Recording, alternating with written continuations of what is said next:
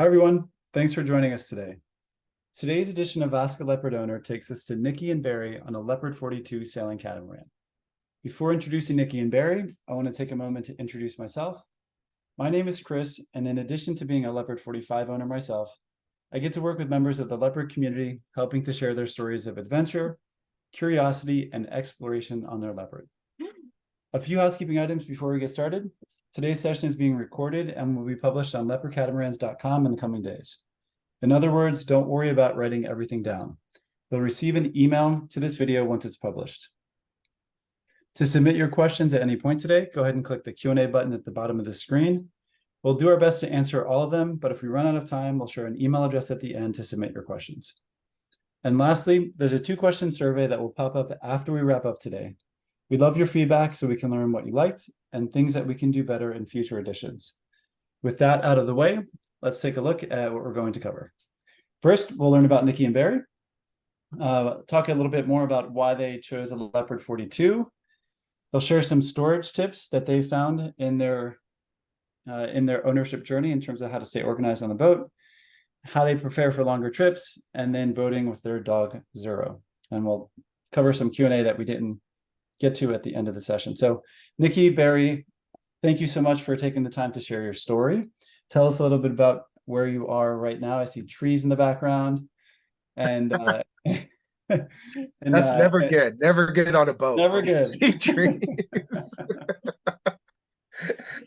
Yeah, so I'm Nikki. Obviously, this is Barry, and yeah, right now we are on the hard in Matthews, Virginia, in a yard called Zimmerman's, and yeah, we're just getting ready to go back in the water on the 24th, and then we'll be heading to Hampton for to group up with the Salty Dog Rally for a trip to Antigua.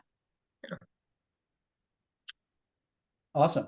So tell us a little bit about, so you have your 2023 Leopard 42, your year in, maybe a little bit about kind of your learning to sail experience and kind of how the journey that got you all here, and then we'll talk about your upcoming travel plan. Yeah, I mean, the journey that got us here was actually really Nikki's fault. We were preparing for, oddly enough, we were preparing for a cycling trip through Europe.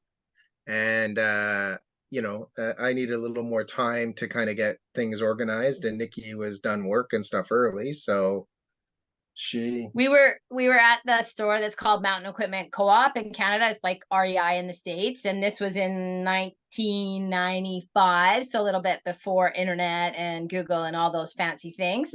And so there was a big message board, and every time you went to the store, you went to the message board to see what was for sale and what things were happening around town and things like that. And there was a spot there that said berth for sale on a sailboat, $700. We're going from Victoria Island to Hawaii. And I'm like, I've never sailed, but I love the water. Let's go talk to them and see about this. So we used it as a excuse to go cycle, and we cycled over there for our training on our cycling trip. And we met them, and they don't look like they'd sell me into slavery or anything. So what the heck, let's do it. I'll do it. And so the first time I ever sailed, I'd never sailed a day in my life, but I've spent my whole life on the water, in the water, that sort of thing. And I sailed for 28 days without touching land from Victoria to Hilo on the big island of Hawaii.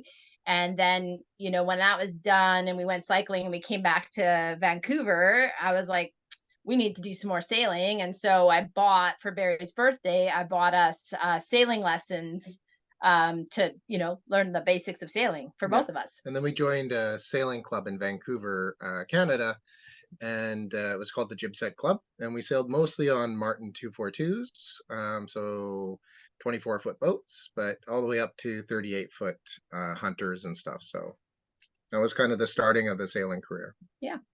Love it. So that was how you got here. Tell us a little bit about where you plan to go. Yeah. So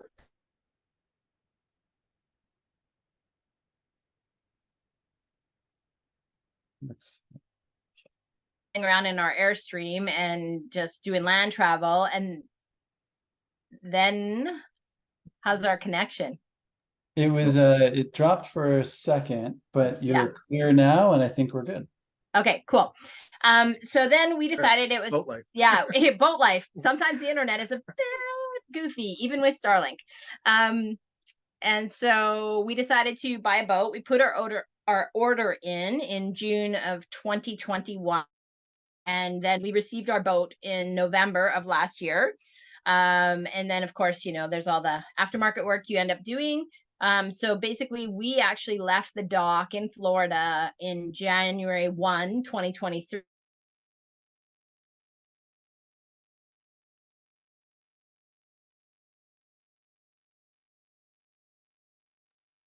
Imagine the satellite is flying overhead, waiting to reconnect to enable the webinar. It came on the hard, so that's kind of You all dropped one more time, so why don't we try this? Why don't we turn off your video just to save some bandwidth, and then let's see if that helps.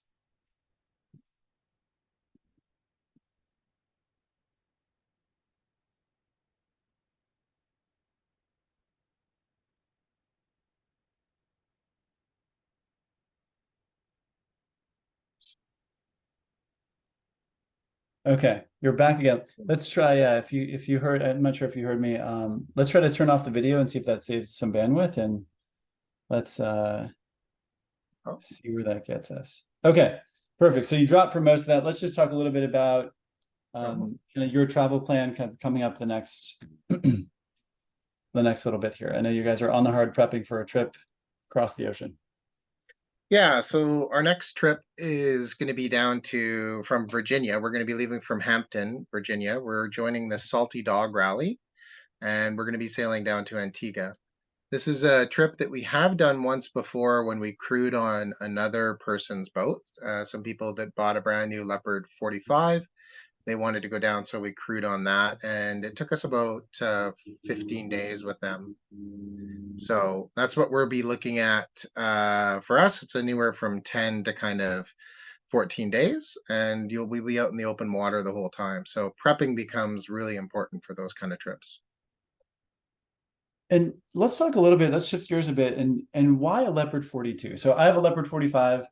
42, when I bought my boat, wasn't available, and I was definitely trying to get a smaller boat, but I love my 45. It's awesome and great. But tell us, maybe even start there. Why not a different size Leopard, and then maybe a little bit of the points that you mentioned here on specifically to the 42. Sure.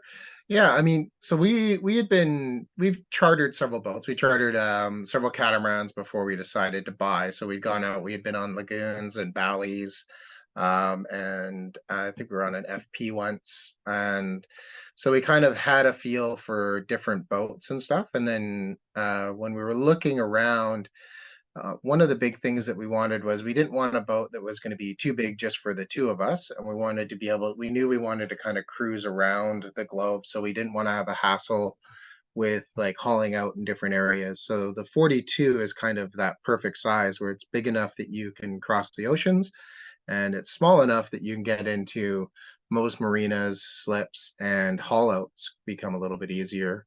So that was a big reason why we went kind of with the 42-foot size.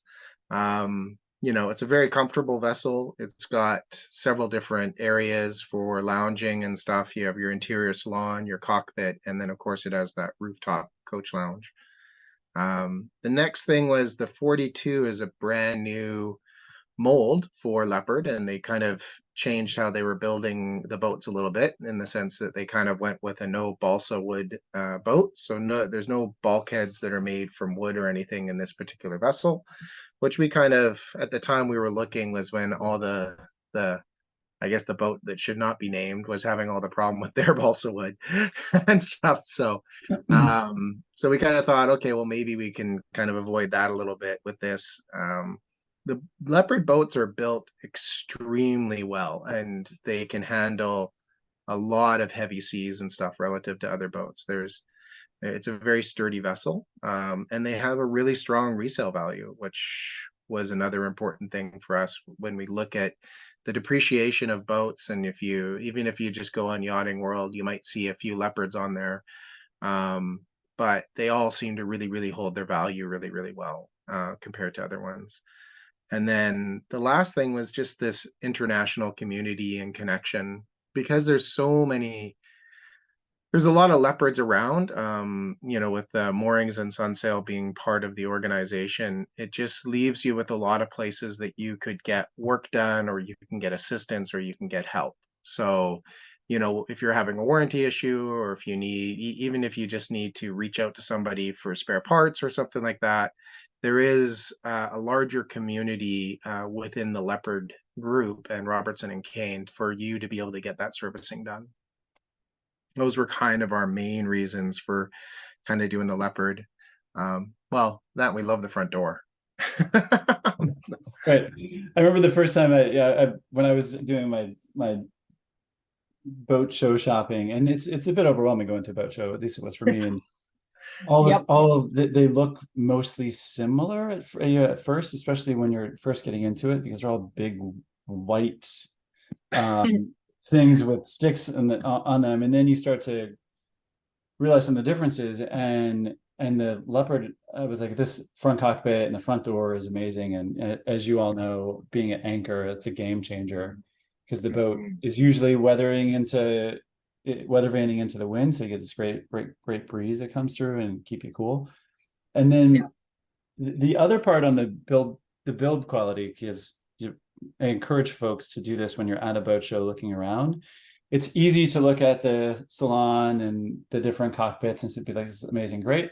But like, one thing I think is helpful, because you'll be spending time in these places, open the engine room hatch and open the bilges and just look at the access, and even the build quality of some of those other places where they're finished. And the thing that you touched on that I just wanted to dig in a little bit is the Leopard brand started as a brand. They've been building boats for mooring and sunsail for a really long time, but started originally as a charter boat company. And if you think about the design requirements for that, is being able to be durable, because it's going to be in charter, and then easy to maintain, because you'll have to, someone's going to have to do maintenance and fix these things anywhere in the world. So keeping it easy and keeping it accessible. And then people wanted to buy these boats out of charter, and then they said, oh, we should just sell direct and skip that, or offer the ability for people to buy boats direct. And then Leopard brand became a thing, because they're built in South Africa, where there are leopards, right? So anyway, little origin story that a lot of folks know, but just wanted to expound on that a little bit.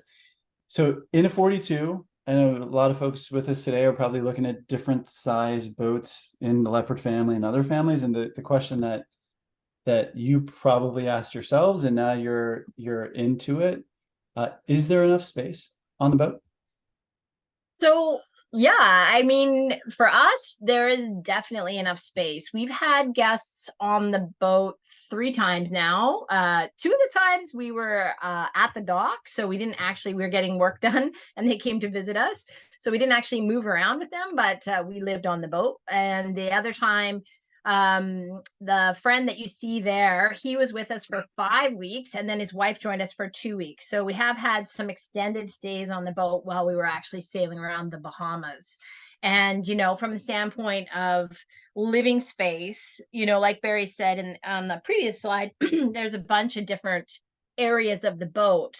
So obviously you have your bedrooms and your halls and your separate bathrooms and all of that, but you also have the living area in the salon, the kitchen, living area, the salon. Then you've got the back cockpit, then you've got the rooftop deck, then you've got the front, trampoline area. On the 42, we don't have a front cockpit, but we do have like a good amount of space. And you can see we have these beanbag chairs, which makes it really nice to hang out anywhere on the front, depending on, what's going on in the wind and the waves and everything else. So yeah, from a living space standpoint, we absolutely have enough space for us and occasional guests. Yeah. And then we also have the tons and tons of external storage on this Leopard 42. Which I think we're going to get to. Yeah. Perfect little segue to the next slide. I'm like, which I think we're going to get to. So Barry, to move ahead. Barry's moving right along here. We have a ton of toys, like a ton of toys. We like to do wind sports. So the gears that you're seeing there are our foil kite boards, our twin tip kite boards, a bunch of kites, and then we have our wing boards up in the front. And then to add to that, then we have two inflatable paddle boards that we stow when we're on passage and stuff, and we inflate them once we get to a destination. And then we have our dive gear for scuba diving, which we also have a dive compressor on board And a and all of generator. our tanks. And then we have our generator to help with the dive compressor. But and then we have a bunch of rock climbing gear for if we're in an area that we can go rock climbing. Yeah, the rock climbing gear lives inside, but from a standpoint of like what is outside in our outside storage, we also have two additional sails. So we have a parasail and we have a screecher sail. So those are stored in lockers as well.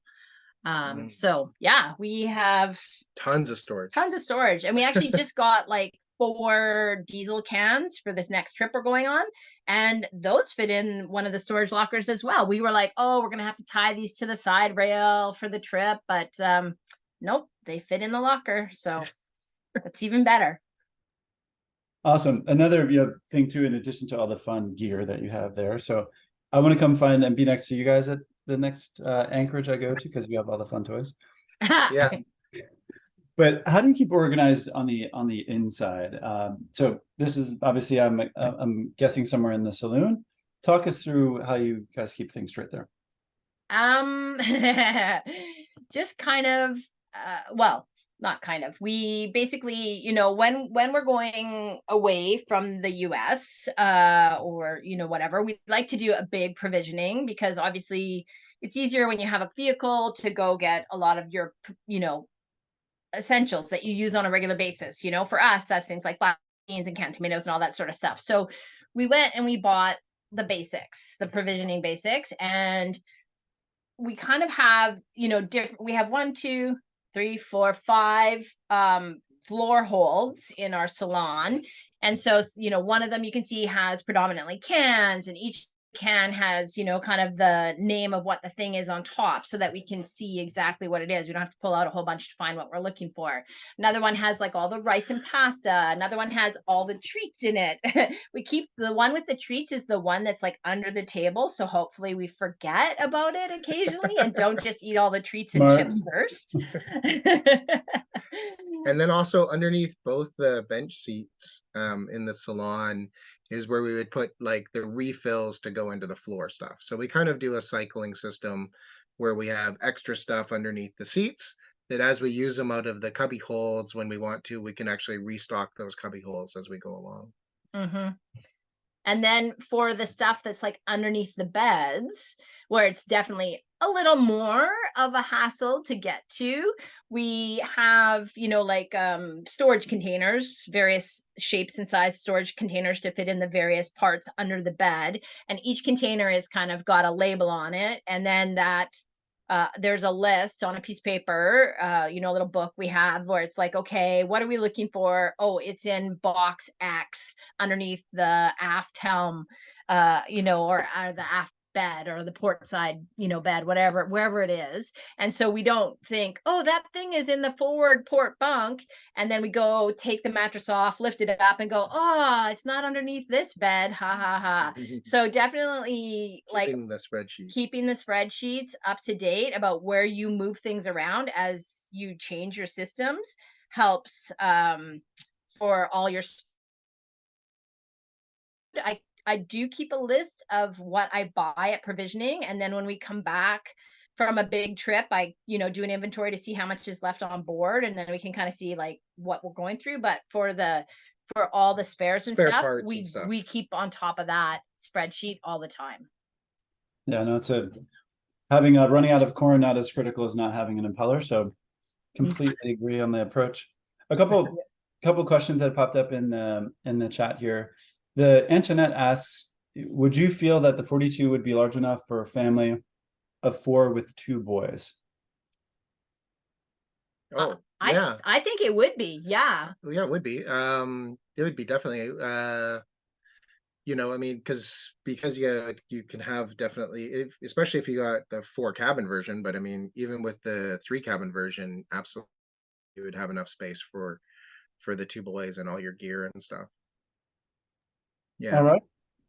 And then the next one here is typical day. So Peter wants to know, what does your typical day look like in terms of entertainment, laundry? Like what's the mix of your day when you're out using the boat?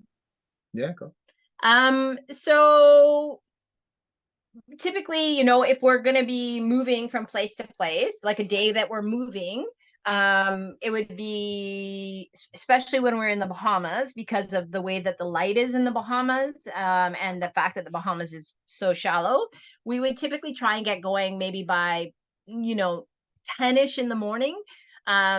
We do have a Usually dog, early. so usually we want to go to shore. Our dog is, 100-pound lab. He needs to get to shore. He needs to play. He only likes to use the facilities aboard on long passages. So we'd usually get up, have breakfast, go to shore, play the dog, get back, haul up anchor, and then, hopefully sail for, 4 or 5 hours to wherever our next destination is. From a standpoint of like laundry and stuff like that, like depending what location you're in and how much clothes you're wearing, things like that, Twice a week. we would probably do laundry like once every 2 weeks, like Yeah. especially if you're somewhere warm, you're not wearing a ton of clothes, you might put on like a layer in the evening, and then you wear it for like 2 hours, and then you got to do your linen every week or two, depending how whatever, depending on your personal preferences. So from a laundry standpoint, it's like maybe a load a week, hang it to dry on the outside. We have a dog, we've mentioned that. If we knew then what we know now, we would have named our boat the Sandbox, because despite how much you rinse your dog off, the boat is full of sand. So we end up vacuuming or sweeping, or both, at least once a day, but usually twice a day, just to try and keep the sand level down.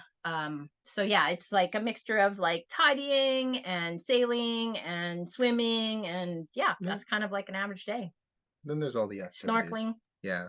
Hopefully the wind is good so we can go winging. I don't know. Hopefully that answers the question. I wasn't sure if he was meaning like when we transition from place to place, or we tend to spend more time at anchor. So we'll spend like, 4 days or 5 days at a single spot. So obviously then you're just kind of playing with your toys and stuff. So that tends to be a lot more fun.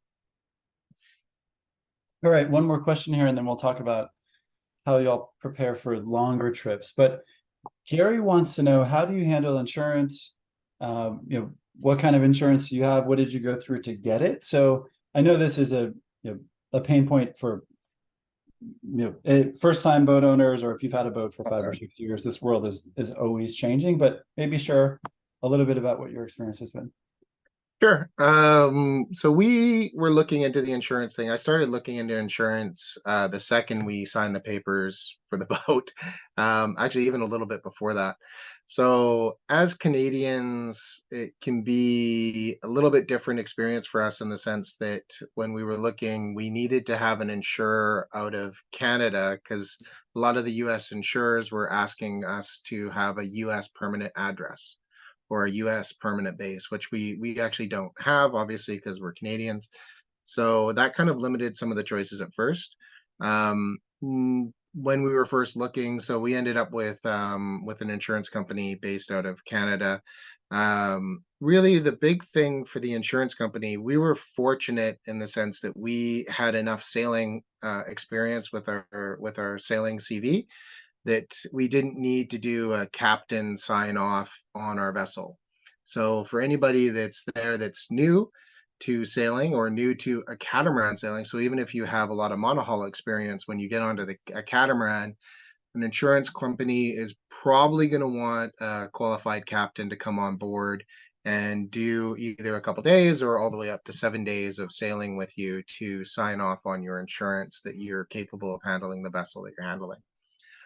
So we were fortunate we didn't have to do that, just because we had done a lot of chartering of catamarans and stuff in the past.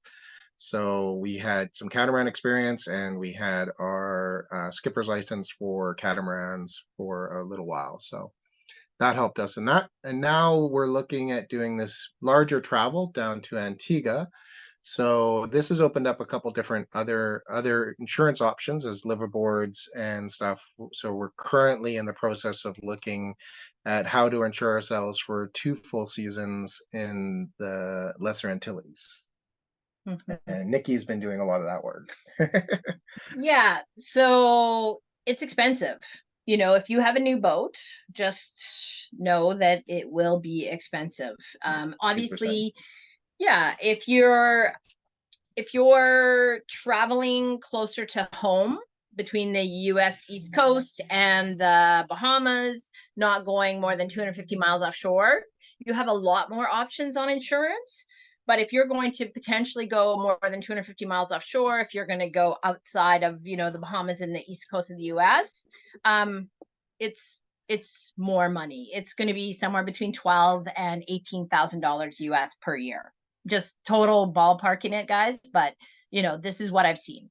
And that's, a lot of money, but you've made a big investment, and insurance is always painful because you spend a lot of money to buy something you hope you never ever use. Yeah. That is correct. And I think your ballpark spot on. I pay around 13 for my Leopard 45 a Mhm. year, and it's been pretty consistent the last Yeah. 3 years I've owned it. Yeah. So let's talk a little bit about preparation for a longer trip. So up and down the coast, generally much easier, but you're in the thick of it. Some post-it notes behind you when we had the video on of things to do to get ready. But walk us through your approach to this. Yeah, definitely if you saw that little video there or prior to being shut off, you'd see that there was a bunch of post-it notes. We do have a tendency prior to getting ready for a big trip. We write out everything kind of that we need to get done. We transfer a lot of the things to post-it notes that we can just kind of post up on the window. And then as we kind of finish things off, we can peel those post-it notes off. From a preparation standpoint, there's making sure that you have all of your spare parts, and so that's going to be everything from all the filters that you'll need for your water maker to your fuel and oil filters that you need for your generator, your engines, and your outboard engine. So we go through a lot of our parts. There's the impellers that you had mentioned. You definitely have to have some of those so that you can do any maintenance that you need to do. And then from there, we actually will then start to organize the boat as far as our shopping, and then getting things ready, making sure our rigging is good, checking our sails, and kind of going from there. It's a really funny experience when you prepare for a longer trip, because you basically blow your boat up. All of a sudden there are piles, not literally, but all of a sudden there are piles of stuff on absolutely every surface. And you're like, how is it that my boat is getting more and more chaotic when I'm supposed to be getting more and more ready? But it's like this piece where you keep bringing more stuff on, more food, more parts, more Amazon deliveries, more Yeah. more whatever, and it's everywhere. And then you're like, okay, the food's put away in those spots. Okay, that's one thing down. Okay, the rigging or the sails are taken out to be put back on the boat or whatever it is. So there's all these pieces of like the ebb and flow pieces of the puzzle that kind of move around, that create quite a lot of stress. And then as it starts to come together, you're like, oh no, we're on track, it's okay. But the big thing for us was, as we were thinking about, we were getting ready to go off the boat, or we were coming up into the Chesapeake in the spring, and we're like, when we go to Antigua in the fall, like, are we confident on our fuel efficiency? Because it's a long trip, and you want to make sure that you have enough fuel, not that you're going to motor the whole way, but you want to make sure that you have enough fuel. And so, In case you did have to motor the in whole case you had to motor most of the way, at least, right? And so we were like, well, do we know? And we're looking at the graphs that you can get on your engine, and we're like, we're not sure that we like are completely aligned, and wanted to just kind of figure out like how our boat performs. And so that led to us basically going through and taking all the data from our log, because we keep a log on every little sail that we do, and just basically transferring that all into that spreadsheet, little screenshot you see at the bottom there, and saying, okay, well, how many hours did we run the engine? How you know, where did we purchase fuel? How many gallons of fuel did we purchase? How many, you know, hours of engine use per gallon? And just trying to see how that was from basically January all the way through to August, to kind of come up with our average for what we carry on our boat, for how we use our engines and all that sort of thing, so that we could feel confident that you know, when it's time to go, we know how far we can travel with the amount of fuel we have on board, and we can make our decisions, you know, for the weather conditions. You know, do we need to outrun a storm for like a day? Do we need to, you know, go slow and steady? What is it? What's happening with the weather? And how are we going to be using our engines to help us be in the best place that we need to Yeah. be? And that would definitely bring us to sail planning, which is something that, like, if you think we're looking at heading down to Antigua sometime in the beginning of November. So around November 1st is kind of when the Salty Dog Rally wants to kind of start having boats and stuff leaving. So we typically will start to look at our sail planning and different routes and what the weather's doing long term, about 2 to 3 weeks out from that, to kind of get an idea, especially right now with how many storms are cycling through. So we've already started to look at when would be a good day that we could possibly leave, and you know how far out we can push it. So, and for that, I don't know, we don't want to get into all the different things that you can use for that, but that gives you an idea. Yeah.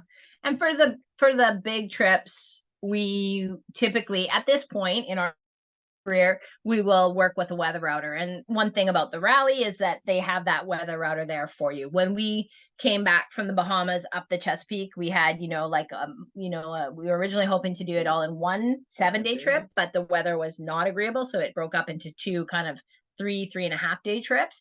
And we worked with the weather router to make sure we picked the most, you know, Best window. So if you're feeling nervous, or you're feeling like, you know, I think I know what I'm doing, but like you want that double check, Yeah. a weather router really helps you feel confident that they're looking at the big picture in case you miss something coming up behind you. Yeah, and I think almost every boat owner on the East Coast uses Chris Parker. Yeah. I'm always amazed, no matter when you call him, he always answers the phone.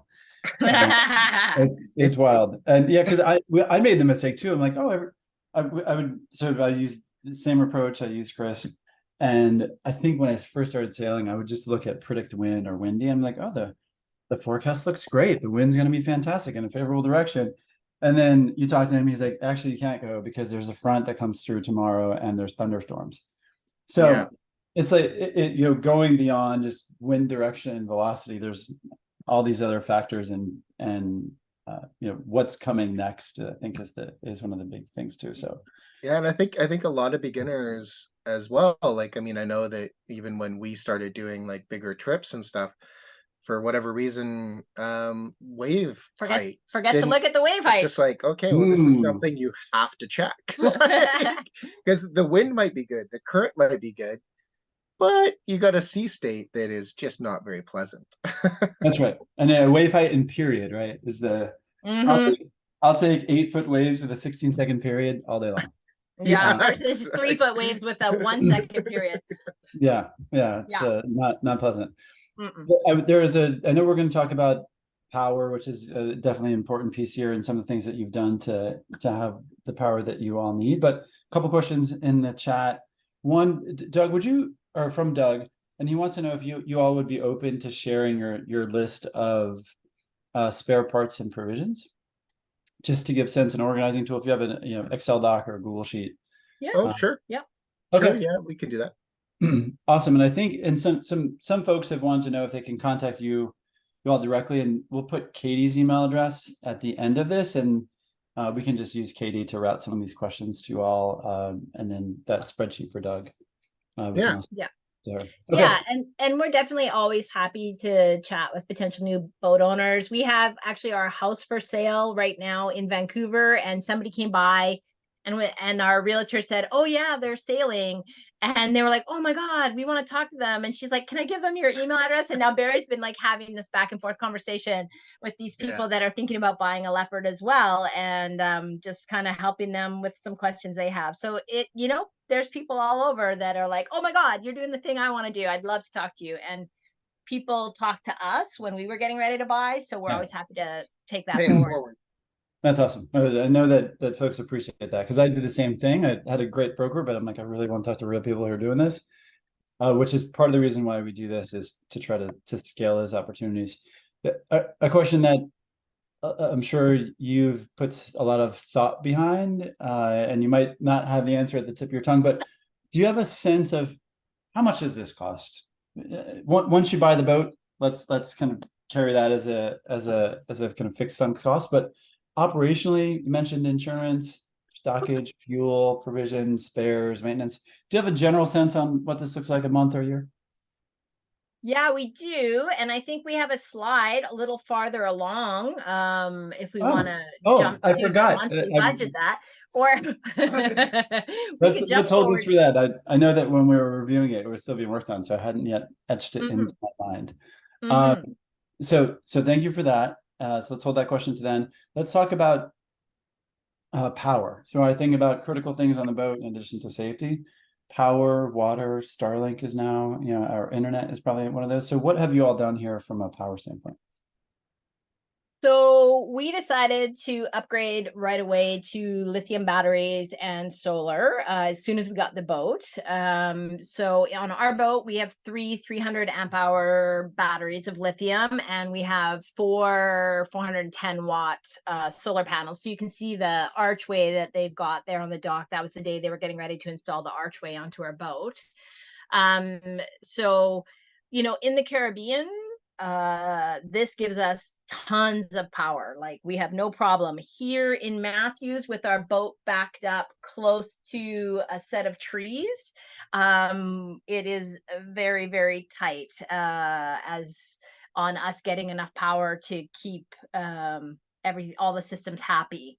Obviously when we were away from the boat, that wasn't a problem, but now that we're on the boat, we've turned all the fridges back on and all that jazz. It's like, oh, come on, sunshine. And somehow here in Matthews, it's like, between 11 and 3, the only time that the sun hits our solar panel, where we're parked, it gets cloudy. I'm like, it's such a funny thing. But from a standpoint of power, I would say this is a really good starting point. We know some people, we also have a generator because our boat was a boat show boat. So it was had to be on there. Some people have chosen to get rid of their generator and put like more walk-on panels and one more battery. There's a space that people put another battery. We might get there eventually, but we figured we have the generator. Let's start with this really, really good base, and decide how we actually use our boat. That's a big thing. Not knowing how you're going to use your boat, I wouldn't go over to overkill before you actually live on it.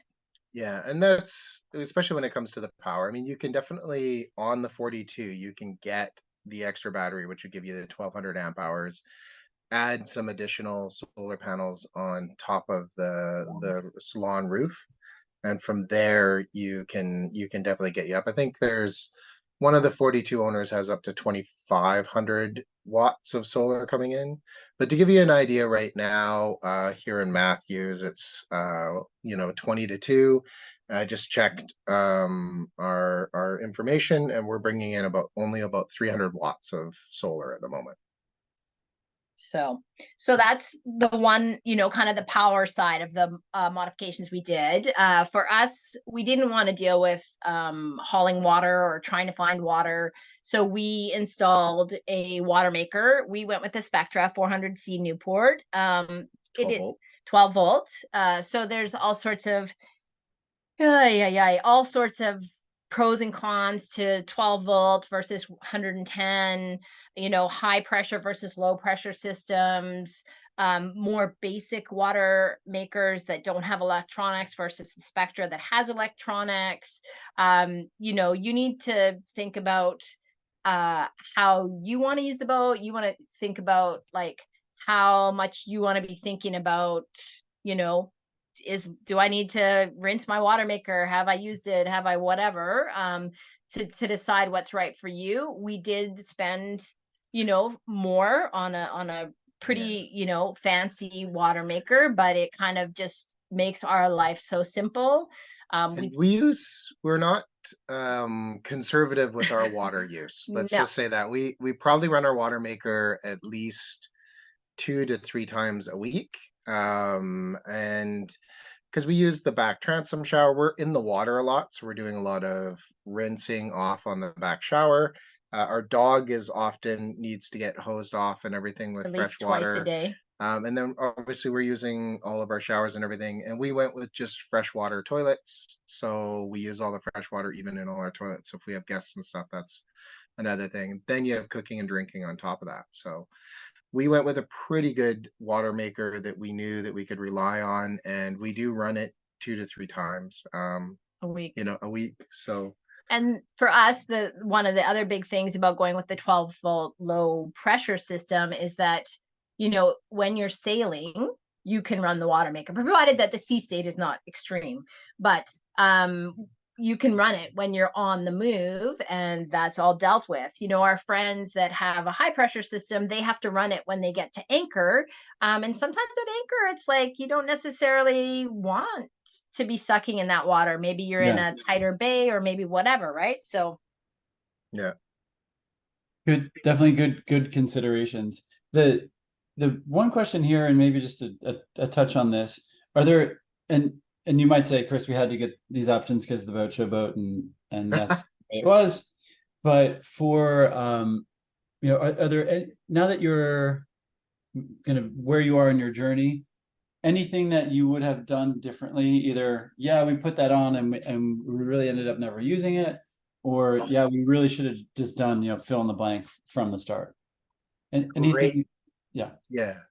Really good question. And so there is one thing that we have on our boat that we actually put on that we never did. And it's an option that you can get when you do your solar arches. We added almost like a rain shower kind of thing to our solar arch. So that we didn't have to pull out the one from the transom very often. And I think we've only ever used that once. it uses so much water. Like when you turn it on, you're just like, you just hear the water pump going and you're like, oh my God, turn that off. So yeah, so And that the other one, you're often just rinsing off your feet from sand or rinsing the dog, and it's just easier to use the the one handheld. so definitely if people are like looking at, especially now, I think there's a lot of boats now that are putting in these rain showers off their Transom. off their roofs or and stuff, and it's just like, you know what, you're probably just going to end up using the foot one that comes with it way more than you will any of those big ones that just kind of do use a lot of water. That would definitely be something. And the other one we added underwater lights. We're like, oh my God, it's so pretty. We've been on boats that have underwater lights, and we just don't use them. It is pretty, but there's two things. A, when you do that, then you see like all the little fish come and get like snapped up by the bigger fish. And that like made us feel kind of bad that we were like impacting the natural environment in like a completely inappropriate way. So we were like, don't leave it on for very long. And the other thing is like, it's just another power draw. And when you're like living on your boat, you're always like, what's our battery at? What's our battery at? What's our battery at? And you're like, turn on the underwater lights. You're like, no, let's just turn those off. Yeah, so those would be two things definitely that we kind of added and stuff like that. We mentioned that we have a dive compressor and stuff on board, and that would be something if someone is considering. Again, I would wait until you use the boat, get out, make sure that you're actually going in. We haven't used our dive compressor nearly as much, and we're hoping we do more when we're in the Southern Caribbean, but all through the Bahamas and everything, So there's shallow. so much snorkeling, and it's so shallow. It just made more sense to free dive than it did to use our actual dive equipment. So that's something that for the people out there that are going, oh, do we get the dive compressor? You can always add it later on. And I would probably postpone that until I knew that I was going to be using it more. Yeah. Those would be the 3 big ticket items because, you know, none of them are cheap. Mhm. That's great advice. Here's something I feel like you use all the time. And Yeah. it's hard to be in an anchorage or walk through a marina without seeing Starlink dish. You all have the high performance dish. I have the same one. Absolutely love it. But tell us a little bit about your decision and how you all use it. Now, of course, we're not doing a great example of it at the moment because we seem to be cutting out a bit. But part of that is because where we have it placed, you can see that it's right next to our life raft. And then next to, on the opposite side, we have the lounge. And in front of it, we have the helm. So we didn't put it in the best of spots. And then we got the trees behind on the other side of that solar panel at the moment. So we do have a lot of blockage. So even with that, though, we are reception. Mm-hmm. So when we went to choose, what dish do you buy? This is like, do I buy the cheap dish? Do I buy the expensive dish? What do we do? We decided to go with the high performance, the flat panel high performance dish, because we felt like that would give us more options in more different areas of the globe, the world.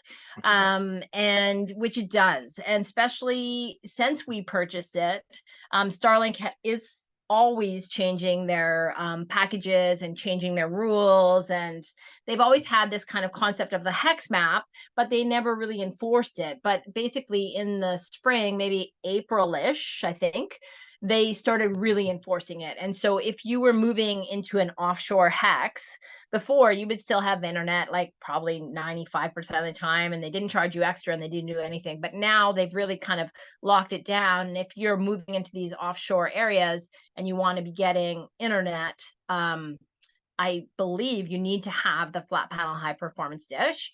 And then they do have, like these offshore packages. The first month they told us we needed to upgrade. I did, and then immediately regretted it because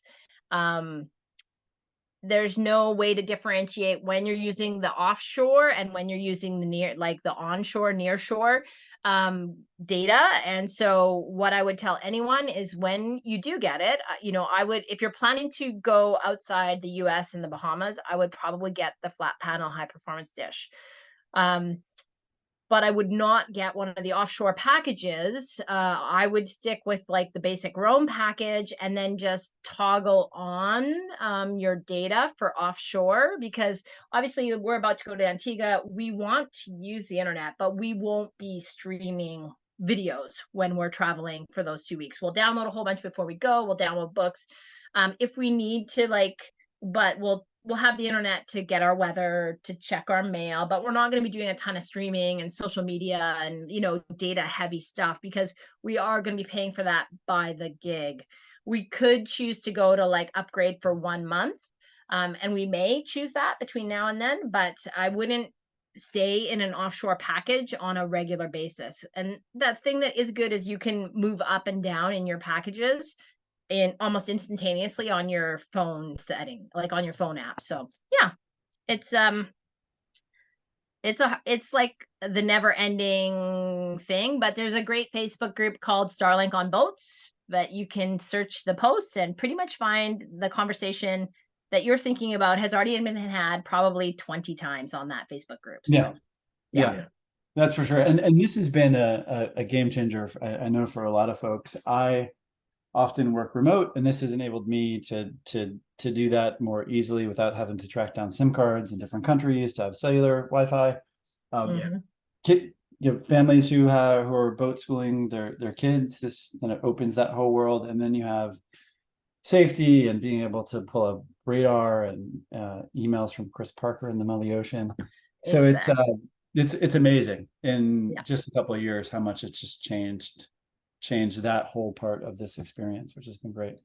Yeah, we definitely do highly recommend it and everything. And you can see that the last thing we do for our cell phone data and stuff is that we don't track down SIM cards. We actually use eSIMs, and we just download a data package to our phone from an electronic SIM card that you can use on your phone. And then that works out really well because we can keep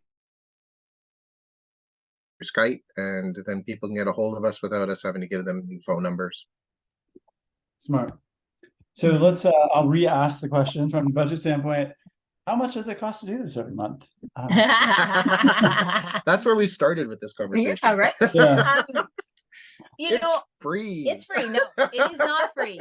That's what YouTube says. There's all these pictures. I live for free in Live this for $1 million free. view. No. It's like, no, you don't. I mean, obviously, every single person is going to be different. How you eat out, how you motor your boat versus sailboat, go to docks versus not go to docks. It all is different.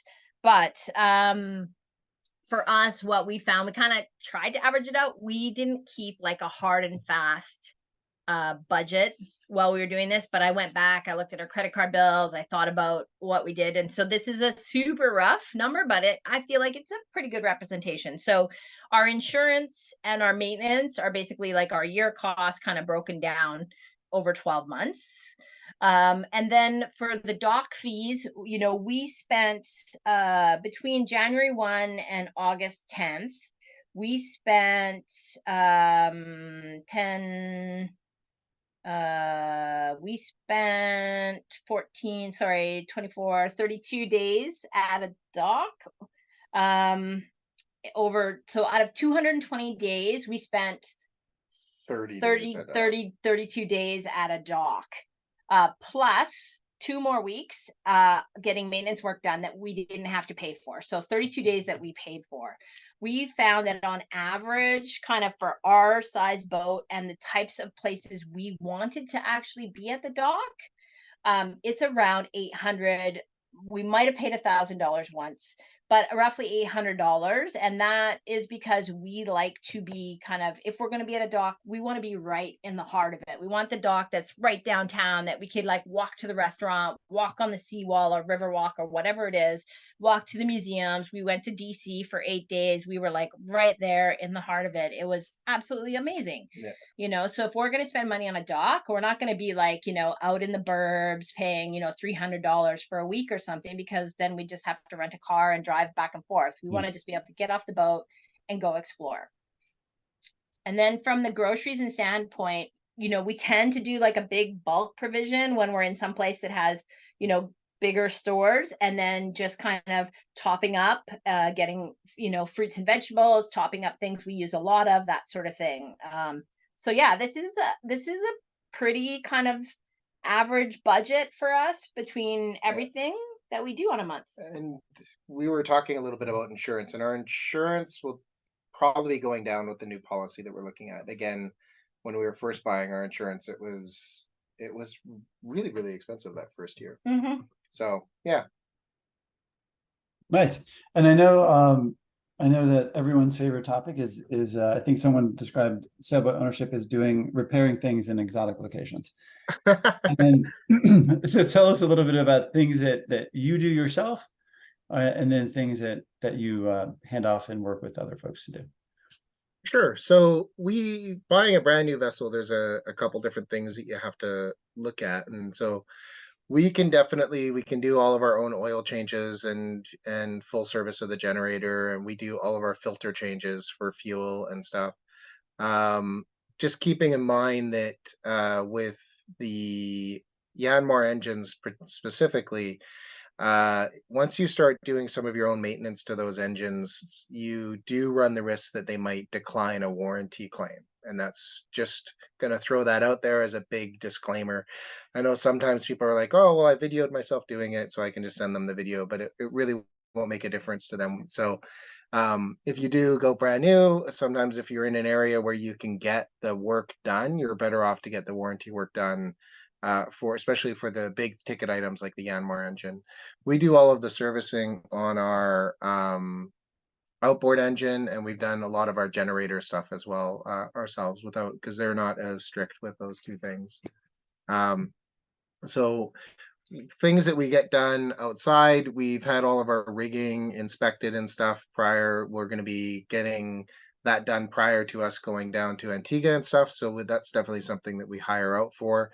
Fiberglass work, we definitely get that done. And you know, for warranty things, again, that's the biggest thing. We had a problem with our wind vane and stuff, so we lost our wind instruments for while we were crossing from the Bahamas to South Carolina.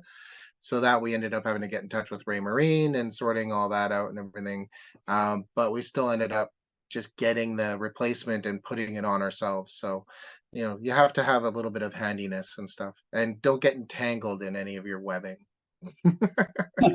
I have since I now carry an extra wind instrument for that reason, because Ray Marine's like, we'll fix it, but you have to take it off, mail it back. And anyway, so keep an extra one in there. Exactly. Yeah. We're in the same boat. We're in the Yeah. exact same thing. So I we love- have the same spare wind vane that sits Yeah. up there.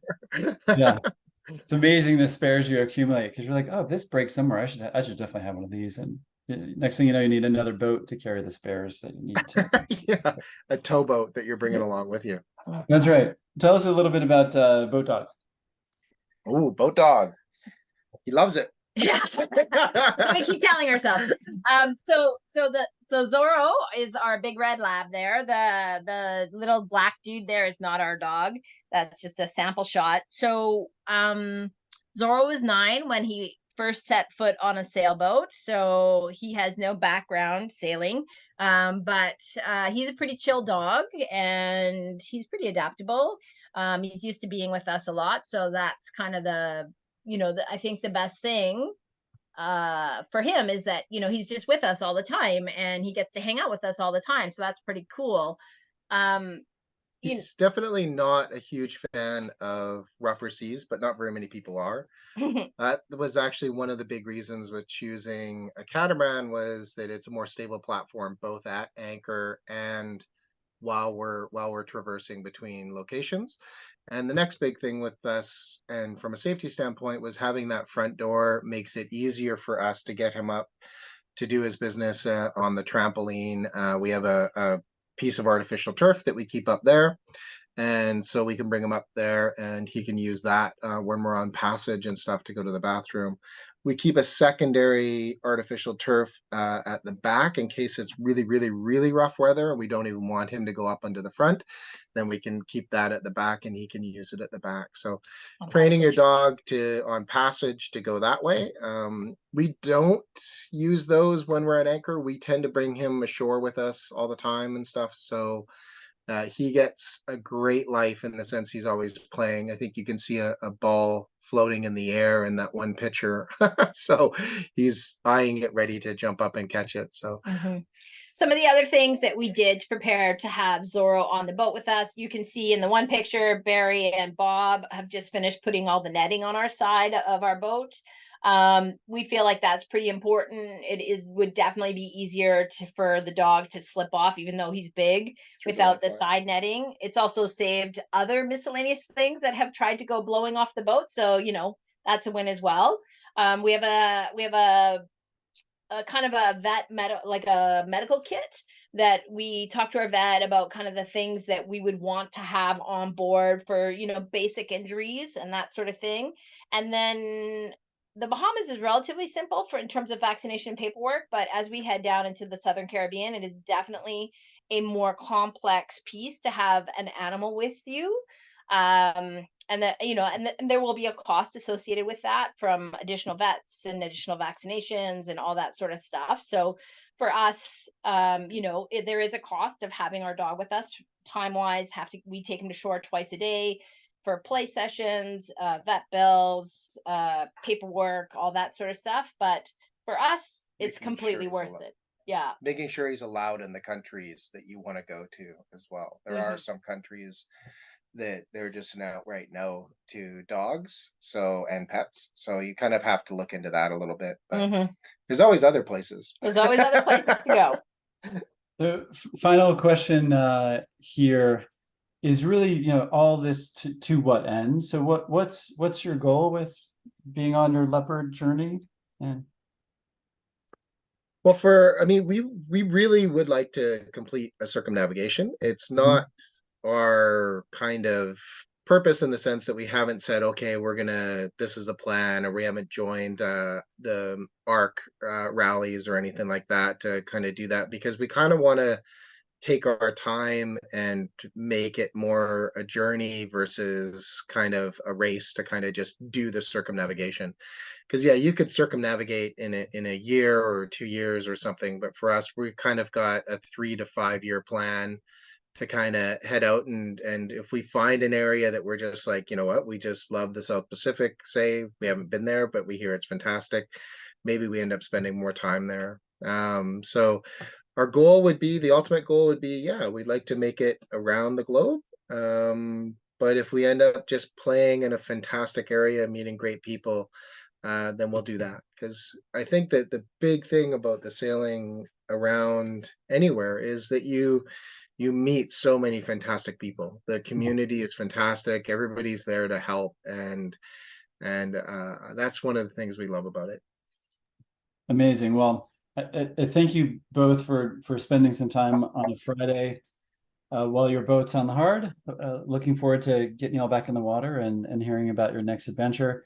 I know that there were some questions that we weren't able to get to. I've put Katie's email address on the screen, so any folks who want to contact you directly, or if we didn't have a chance to get to your question, please send an email there. We'll reply to all of them. And then someone had a great idea of actually including the spreadsheet of your spares and provision in the email that we send out with the link to the video. So we'll go ahead and do that. But yeah, thank you all so much for spending your day with us and sharing your story. And then for folks on the webinar, please keep an eye out for the 2-question survey that will pop up right after I end the webinar.